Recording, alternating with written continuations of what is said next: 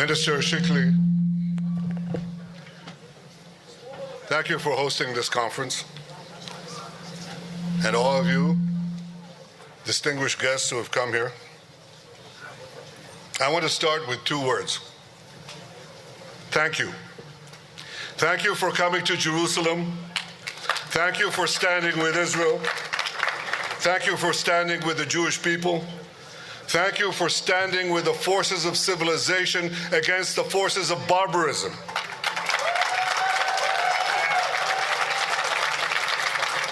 I say barbarism because anti-Semitism is a disease carried by barbarians that threaten all civilized societies. After the Holocaust, it was often said that few, if any, foresaw its horrors. This is patently not true. Herzl saw it at the turn of the 20th century. He wrote more than 30 times about the impending destruction of European Jewry. He wrote, and I quote, "The stone is rolling down the mountain slope to the bottom, the absolute bottom. Will there be devastation? Will there be confiscation? Will they expel us? Will they murder us? I anticipate all these things and more." Jabotinsky, a student of Herzl, saw this clearly.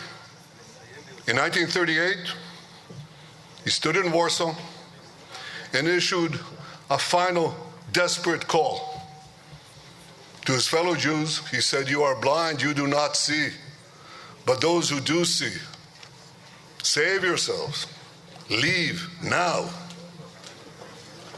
Another person who saw it was my father, the late Professor Ben-Zion Netanyahu.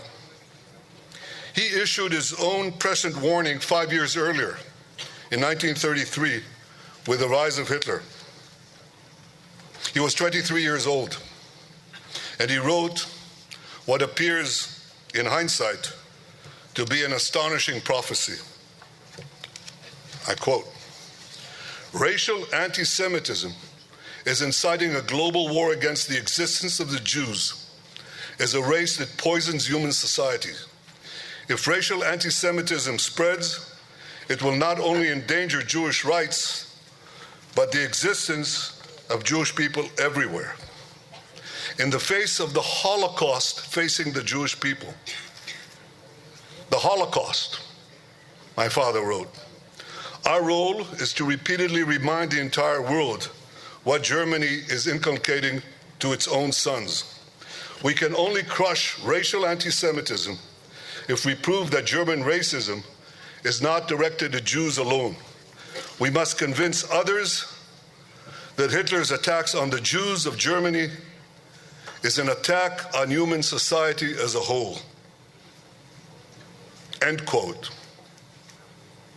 Perhaps the history of the 20th century and the fate of multitudes, including 6 million Jews, would have been different if more had paid heed to such warnings at the time. Today we issue a similar warning. The fate of free societies is tied to their willingness to fight the scourge of anti-Semitism. For anti-Semitism legitimizes and unleashes wanton violence against a part of human society just because of the identity of its members. Not because of anything they do, but because of who they are. And once this principle is practiced on one group, it has no limits. 80 years ago, this deadly virus destroyed a third of the Jewish people. Its virulent mutations under the Nazis claimed the lives of millions more until it was stamped out by unrelenting Allied military force. Now this hatred has reemerged. It has reemerged through its radical Islamist carriers in Yemen, Iran, Lebanon, Gaza, and elsewhere.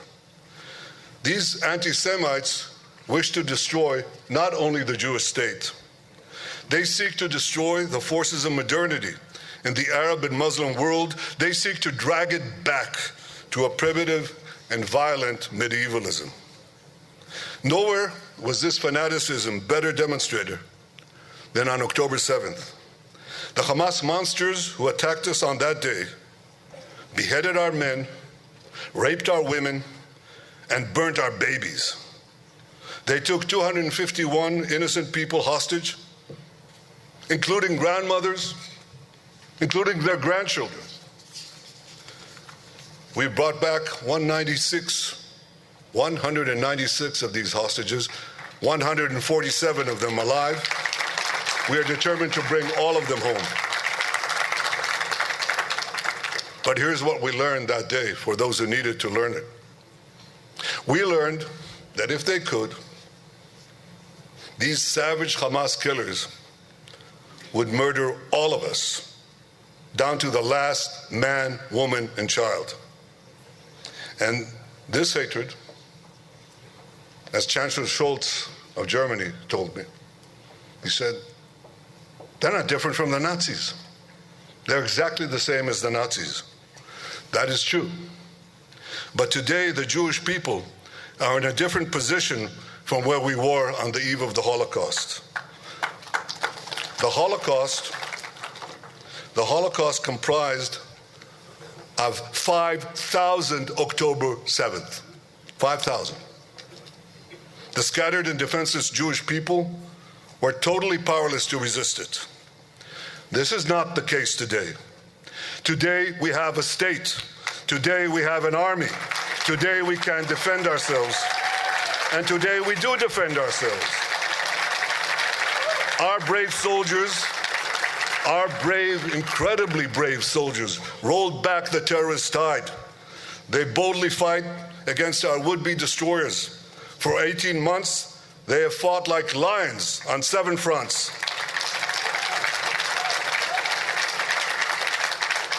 On October 7th, we were surprised. We had a terrible, terrible massacre. And many believed that Israel was on the verge of extinction. Nasrallah put it very clearly.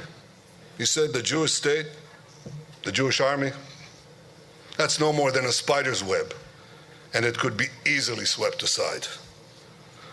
Well, a year and a half later, Nasrallah is gone, Haniya is gone, Sinwar is gone, Def is gone, and Assad is gone. We have battered Hamas. We have brought Hezbollah to its knees. We destroyed the remnants of Syria's army. We hit the Houthis with the great help of our American allies. And we exposed Iran's vulnerability. We are changing the face of the Middle East. We are giving it a new future. Yet as we win the war against the forces of anti-Semitism in the Middle East, the fires of anti-Semitism rage in the heart of Western civilization. They rage in Europe's capitals, in the Western press, in social media. They rage in America's elite universities. I went to one of them. I can't believe that in Boston, in Cambridge,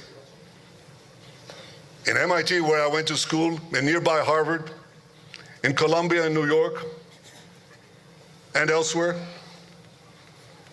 people are demonstrating with passion. These ignorant demonstrators. Who are they demonstrating for? For these murderers, these rapists, these mass killers. This is a reflection of a deep rot that has pervaded the intellectual hub of free societies.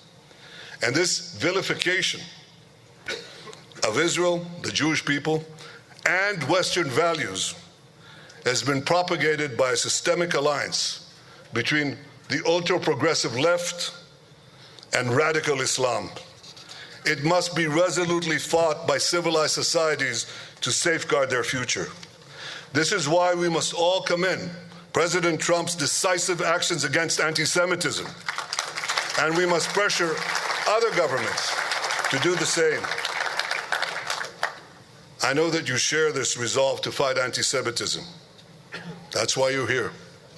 That's why I salute your coming here to Jerusalem, to express your refusal to cower before anti-Semitism. Now you have come from many lands. I welcome all those from across the political spectrum, be they from the left or from the right, who realize that anti-Semitism is intrinsically evil and that it threatens their own future. I salute you for coming to Jerusalem.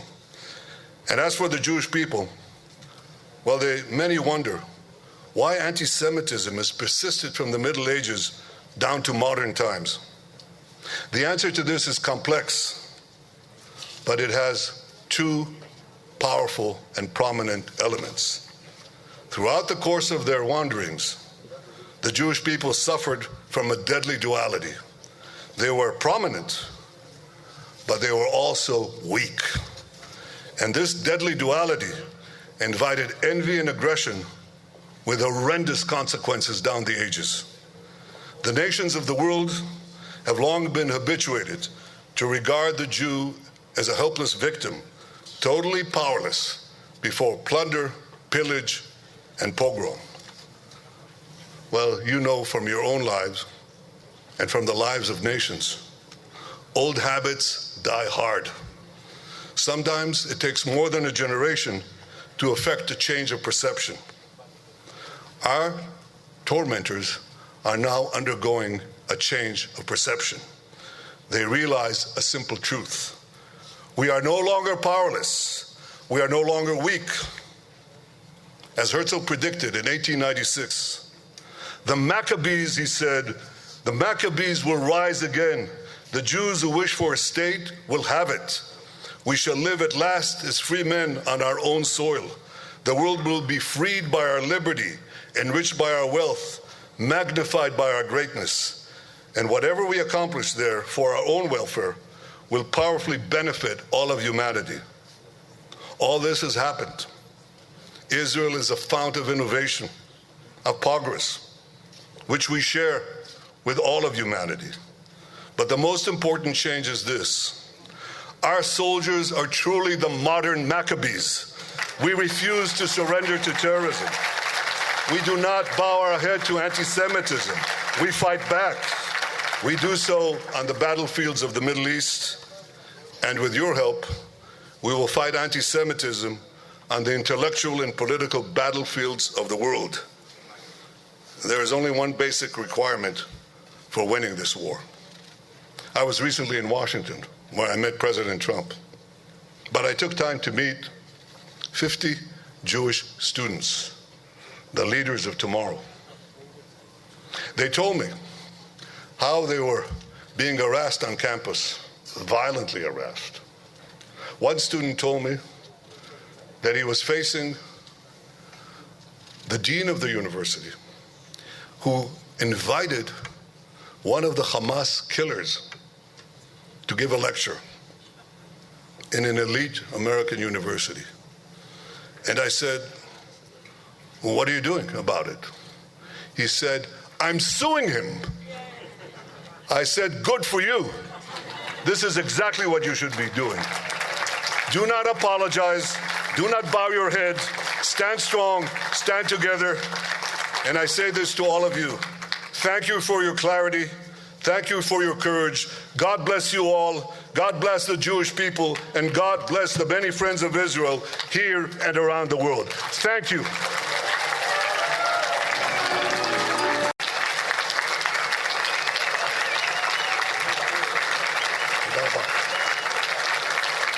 Thank you.